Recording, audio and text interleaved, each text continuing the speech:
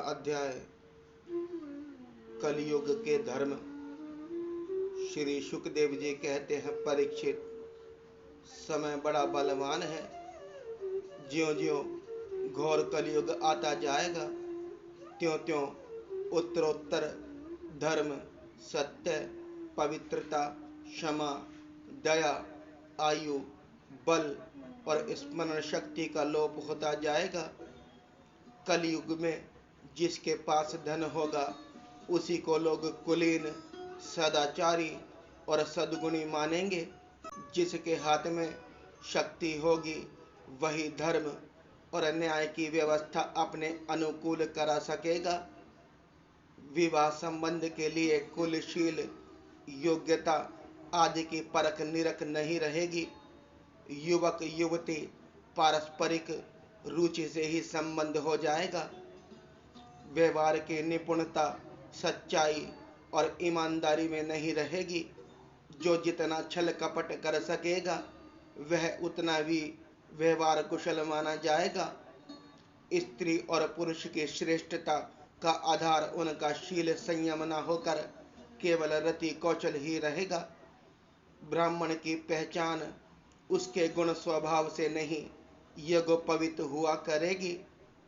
वस्त्र, दंड, कमंडलू आदि से ही ब्रह्मचारी, सन्यासी आदि आश्रमियों की पहचान होगी और एक दूसरे का चिन्ह स्वीकार कर लेना ही एक से दूसरे आश्रम में प्रवेश करना स्वरूप होगा। जो घूस देने या धन खर्च करने में असमर्थ होगा उसे अदालतों से ठीक ठीक न्याय ना मिल सकेगा। जो बोल चाल में जितना चालाक होगा उसे उतना ही बड़ा पंडित माना जाएगा। असाधुता की, दोषी होने की एक ही पहचान रहेगी, गरीब होना। जो जितना अधिक दंभ पाखंड कर सकेगा उसे उतना ही बड़ा साधु समझा जाएगा। विवाह के लिए एक दूसरे की स्वीकृति ही प्राप्त होगी। शास्त्रीय विधि विधान की, संस्कार आदि की कोई आवश्यकता न समझी जाएगी। बाल आदि संवार कर कपड़े लत्ते से लैस हो जाना ही स्नान समझा जाएगा। लोग दूर के तालाब को तीर्थ मानेंगे और निकट के तीर्थ गंगा, गोमती, माता पिता आदि की उपेक्षा करेंगे। सिर पर बड़े बड़े बाल, काकुल रखना ही शारीरिक सौंदर्य का चिन्ह समझा जाएगा और जीवन का सबसे बड़ा पुरुषार्थ होगा अपना पेट भर लेना। जो जितने ठिठाई से बात कर सकेगा उसे उतना ही सच्चा समझा जाएगा। योग्यता, चतुराई, सबसे बड़ा लक्षण यह होगा कि मनुष्य अपने कुटुंब का पालन कर ले। धर्म का सेवन यश के लिए किया जाएगा। इस प्रकार जब सारी पृथ्वी पर दुष्टों का बोलबाला हो जाएगा तब राजा होने का कोई नियम ना होगा। ब्राह्मण, क्षत्रिय, वैश्य अथवा शूद्रों में जो बलि होगा वही राजा बन बैठेगा। उस समय के नीच राजा अत्यंत निर्दय एवं क्रूर होंगे। लोभी तो इतने होंगे कि उनमें और लुटेरों में कोई अंतर न किया जा सकेगा। वे प्रजा की पूंजी एवं पत्नियों तक को छीन लेंगे। उनसे डरकर प्रजा पहाड़ों और जंगलों में भाग जाएगी। उस समय प्रजा तरह तरह के शाक, कंद मूल, मांस, मधु, फल फूल और बीज गुठली आदि खा खाकर अपना पेट भरेगी। कभी वर्षा ना होगी, सूखा पड़ जाएगा, तो कभी कर पर कर लगाए जाएंगे। कभी कड़ाके की सर्दी पड़ेगी तो कभी पाला पड़ेगा। कभी आंधी चलेगी, कभी गर्मी पड़ेगी तो कभी बाढ़ आ जाएगी। इन उत्पातों से तथा आपस के संघर्ष से प्रजा अत्यंत पीड़ित होगी, नष्ट हो जाएगी। लोग भूख, प्यास तथा नाना प्रकार की चिंताओं से दुखी रहेंगे। रोगों से तो उन्हें छुटकारा ही न मिलेगा। कलयुग में मनुष्यों की आयु केवल 20 या 30 वर्ष की होगी। परीक्षित, कली काल के दोष से प्राणियों के शरीर छोटे छोटे, क्षीण और रोगग्रस्त होने लगेंगे। वर्ण और आश्रमों का धर्म बतलाने वाला वेद मार्ग नष्ट प्राय हो जाएगा। धर्म में पाखंड की प्रधानता हो जाएगी। राजे महाराजे डाकू लिटोरे को समान मनुष्य चोरी झूठ तथा निरपराध हिंसा आदि नाना प्रकार के कुकर्मों से जीविका चलाने लगेंगे। चारों वर्णों के लोग शूद्र के समान हो जाएंगे। गौएं बकरियों की तरह छोटी छोटी और कम दूध देने वाली गाय हो जाएंगी। वानप्रस्थी और सन्यासी आदि विरक्त आश्रम वाले भी घर गृहस्थी जुटाकर ग्रस्तों का सब व्यापार करने लगेंगे। जिनसे वैवाहिक संबंध है उन्हीं को अपना संबंधी माना जाएगा। धान, जौ, गेहूं आदि धान्य के पौधे छोटे छोटे होने लगेंगे। वृक्षों में अधिकांश शमी के समान छोटे और कटीले वृक्ष ही रह जाएंगे। बादलों में बिजली तो बहुत चमकेगी, परंतु वर्षा कम होगी। ग्रस्तों के घर अतिथि सत्कार या वेद ध्वनि से रहित होने के कारण अथवा जनसंख्या घट जाने के कारण सूने सूने हो जाएंगे। परीक्षित, अधिक क्या कहें, कलयुग का अंत होते होते मनुष्य का स्वभाव गधों जैसा दुस्सह बन जाएगा। लोग प्राय गृहस्थी का भार ढोने वाले और विषयी हो जाएंगे। ऐसी स्थिति में धर्म की रक्षा करने के लिए सत्वगुण स्वीकार करके स्वयं भगवान अवतार ग्रहण करेंगे। प्रिय परीक्षित, सर्वव्यापक भगवान विष्णु सर्वशक्तिमान है। वे सर्वस्वरूप होने पर भी चराचर जगत के सच्चे शिक्षक सद्गुरु हैं। वे साधु सज्जन पुरुषों के धर्म की रक्षा के लिए उनके कर्म का बंधन काटकर उन्हें जन्म मृत्यु के चक्र से छुड़ाने के लिए अवतार ग्रहण करते हैं। उन्हीं दिनों शंबल ग्राम में विष्णु यश नाम के एक श्रेष्ठ ब्राह्मण होंगे। उनका हृदय बड़ा उदार एवं भगवत भक्ति से पूर्ण होगा। उन्हीं के घर कल्कि भगवान अवतार ग्रहण करेंगे। श्री भगवान ही अष्ट सिद्धियों के और समस्त सद्गुणों के एकमात्र आश्रय हैं। समस्त चराचर जगत के वे ही रक्षक और स्वामी हैं। वे देवदत्त नामक शीघ्रगामी घोड़े पर सवार होकर दुष्टों को तलवार के घाट उतार कर ठीक करेंगे। उनके रोम रोम से अतुलनीय तेज की किरणें छिटकती होंगी। वे अपने शीघ्रगामी घोड़े से पृथ्वी पर सर्वत्र विचरण करेंगे और राजा के वेश में छिपकर रहने वाले कोटि कोटि डाकुओं का संहार करेंगे।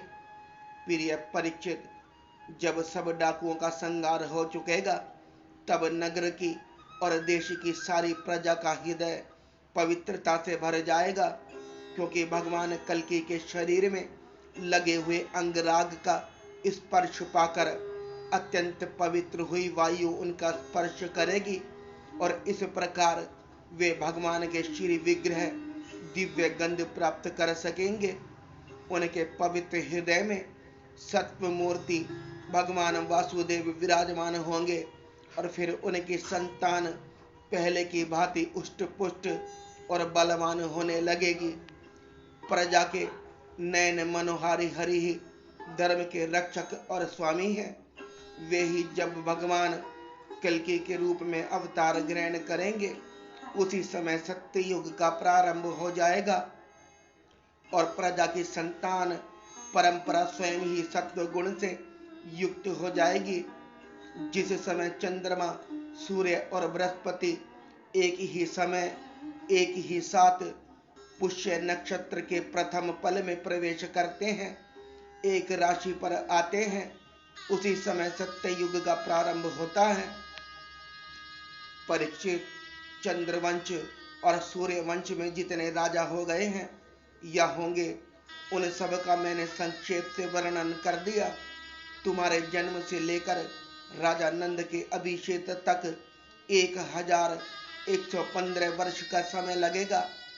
जिस समय आकाश में सप्त ऋषियों का हृदय होता है उस समय पहले उनमें से 2 ही तारे दिखाई पड़ते हैं। उनके बीच में दक्षिणोत्तर रेखा पर संभाग में अश्वनी आदि नक्षत्रों से एक नक्षत्र दिखाई पड़ता है। उस नक्षत्र के साथ सप्त ऋषिगण मनुष्य की गणना से 100 वर्ष तक रहते हैं। वे तुम्हारे जन्म के समय और इस समय भी मघा पर नक्षत्र पर स्थित हैं। स्वयं सर्वव्यापक सर्वशक्तिमान भगवान के शुद्ध सत्मय विग्रह के साथ श्री कृष्ण के रूप में प्रकट हुए थे। वे जिस समय अपनी लीला श्रवण करके परम धाम को पधार गए, उसी समय कलयुग ने संसार में प्रवेश किया। उसी के कारण मनुष्य की मति गति पाप की ओर ढुलक गई। जब तक लक्ष्मीपति भगवान श्री कृष्ण अपने चरण कमलों से पृथ्वी का स्पर्श करते रहे, तब तक कलयुग पृथ्वी पर अपना पैर ना जमा सका। परीक्षित, जिस समय सप्त ऋषि मघा नक्षत्र पर विचरण करते रहते हैं, उसी समय कलयुग का प्रारंभ होता है। कलयुग की आयु देवताओं की वर्ष गणना से 1200 वर्ष की अर्थात मनुष्य की गणना के अनुसार 4,32,000 वर्ष की है। जिस समय सप्त ऋषि मघा से चलकर पूर्वाषाढ़ नक्षत्र में जा चुके होंगे, उस समय राजा नंद का राज्य होगा। तभी से कलयुग की वृद्धि शुरू होगी। पुरातत्ववेत्ता ऐतिहासिक विद्वानों का कहना है कि जिस दिन भगवान श्री कृष्ण ने अपने परम धाम को प्रणाम किया, उसी दिन उसी समय कलयुग का प्रारंभ हो गया। परीक्षित, जब देवताओं की वर्ष गणना के अनुसार 1000 वर्ष बीत चुकेंगे, तब कलयुग के अंतिम दिनों में फिर से कल की भगवान की कृपा से मनुष्य के मन में सात्विकता का संचार होगा। लोग अपने वास्तविक स्वरूप को जान सकेंगे और तभी से सत्ययुग प्रारंभ भी होगा। परीक्षित, मैंने तो तुमसे केवल मनुवंश का सो भी संक्षेप से वर्णन किया है। जैसे मनुवंश की गणना होती है, वैसे ही प्रत्येक युग में ब्राह्मण, वैश्य और शूद्रों की भी वंश परंपरा समझनी चाहिए। राजन, जिन पुरुषों और महात्माओं का वर्णन मैंने तुमसे किया है, अब केवल नाम से ही उनकी पहचान होती है। अब वे नहीं है, केवल उनकी कथा रह गई है। अब उनकी कीर्ति ही पृथ्वी पर जहां तहां सुनने को मिलती है।